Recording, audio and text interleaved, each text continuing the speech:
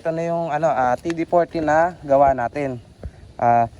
Dito, bukod dun sa spark plug na problema ni sir, halos isang gamit lang daw ay hindi na mapakinabangan. Yan. Ito kasi, nagdidikit. Itong part na sir, pag nagdikit, yung palo ng kuryente natin is hindi na kayang paliyabin yung Fuel.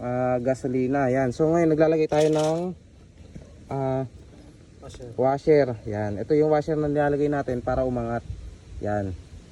Pag umangat to, hindi na mangyayari ulit yan. Kasi may mga pangyayari, yung piston mismo sarang umuuntog dito eh. Pag untog niya ng ganyan dyan, ito, tinutupi niya. Kaya nawawalan ng kuryente. Kahit bago. Yan. Maraming beses ko na na-encounter. Kaya meron na talaga akong dala ng mga ganitong parts para sa makina. Okay. Bukod dyan, ito, yan. Dapat hindi po tayo nagpapatay ng sa gasolina. Ito sa atin mga 2-stroke, kahit sa uri ng makina natin ng mga grass cutter.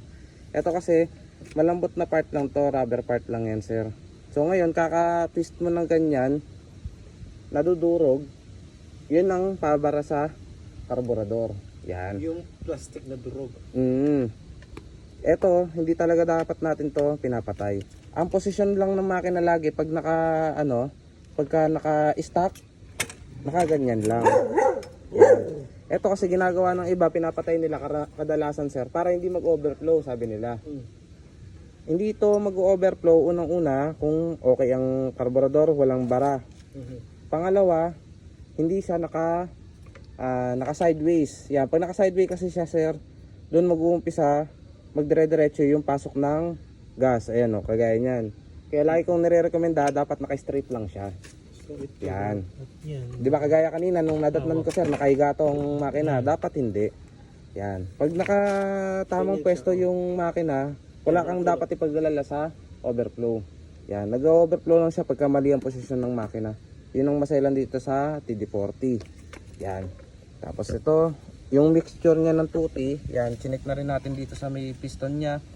Makikita naman, tuyo.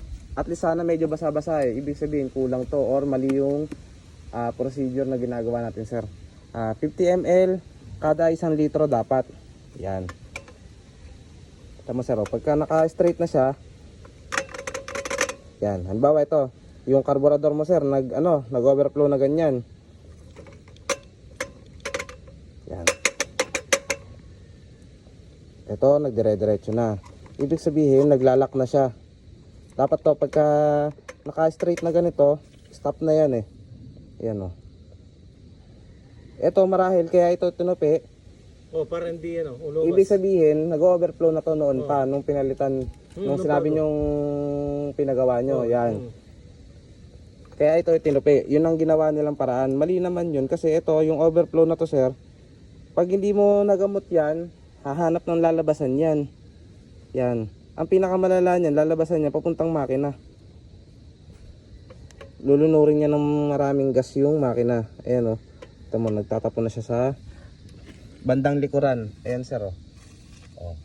Kita mo sir? Nagtatapon na siya ng... kasi hindi nga natin ginamot. Halimbawa ngayon, hindi ko ginamot. Tinakpan ko lang to. Kagaya nung ginawa, tinupi lang. Lulunurin niya ngayon yung makina sa gas. So ngayon, lalong hindi ka rin mag-i-start. Yan, dugtong-dugtong po ang ginagawa na problema kapag hindi tama. Kaya yan, dapat po palaging tama ang ginagawa natin. Pero dapat ito, kung ang naging problema lang nito is na-twist lang, ano ba, na-twist, o di syempre mag-overflow. Pag binalik mo na ganyan, nag-overflow pa rin, dapat galawin mo lang to, mag-i-stop na yan. So ngayon, hindi nag-i-stop.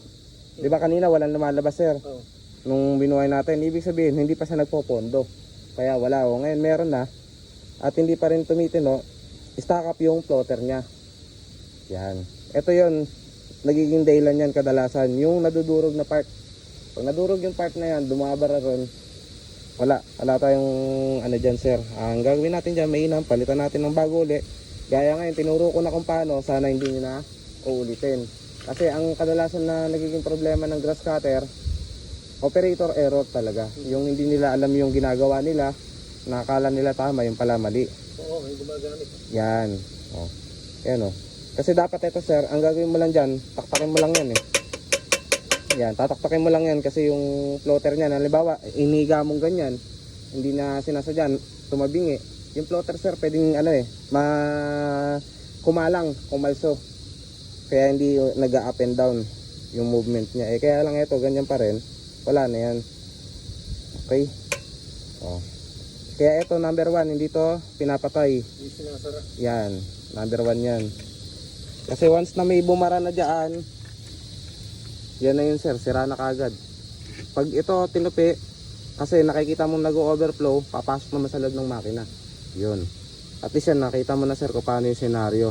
Ito, nung tinupi ito, malamang nung inon nila to, meron nang nakapasok dyan sa chamber. Ngayon, pagka marami masyado, yung ipapump niya na gas, yan, posible, isa rin sa nagiging dahilan, masyado malakas yung compression.